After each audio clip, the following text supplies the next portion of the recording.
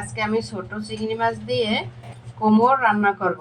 এখন আমি প্যান বসাইলাম, প্যানে তেল দিয়ে দিলাম চিংড়ি মাছ ভাজার জন্য। আমি চিংড়ি মাছটা দিয়ে দেব। চিংড়ি মাছটা হালকা ভেজে নেব। আসসালামু আলাইকুম গাইস, আপনারা সবাই কেমন আছেন? আমার চিংড়ি মাছটা হালকা ভাজা হয়ে গেছে। এখন আমি এটার সাথে অ্যাড করব পেঁয়াজ কুচি আর কাঁচামরিচ কুচি। গাইস, এই জায়গায় গ্যাস নাই, আপনাদের বাসায় কি গ্যাস আছে?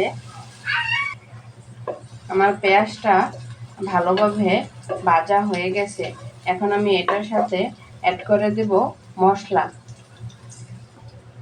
এখানে মশলা ছিল হাফ চা চামচ হলুদের গুঁড়া, 1.5 চা চামচ মরিচের গুঁড়া, হাফ চা চামচ ধনিয়ার গুঁড়া, হাফ চা চামচ জিরার গুঁড়া।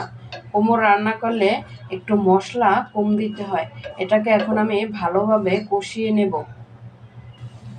আমার মশলাটা ভালোভাবে কষানো হয়ে গেছে। মশলা যত কষাবেন তত তরকারির স্বাদ বেড়ে যাবে।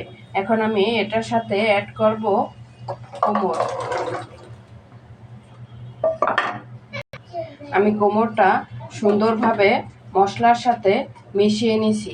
এখন সিদ্ধ হওয়ার জন্য ঢাকনা দিয়ে ঢেকে দেব। আমার কোমর রান্নাটা অলরেডি হয়ে গেছে। কোমর থেকে যে পানি বের হয়েছে ওই পানি দিয়েই কোমরটা সিদ্ধ হয়ে গেছে। আমার ভিডিওটি যদি ভালো লেগে থাকে অবশ্যই ভিডিওটি শেয়ার করে দেবেন। আর দেখুন কোমরের কালারটা কত সুন্দর আসছে। আল্লাহ হাফেজ।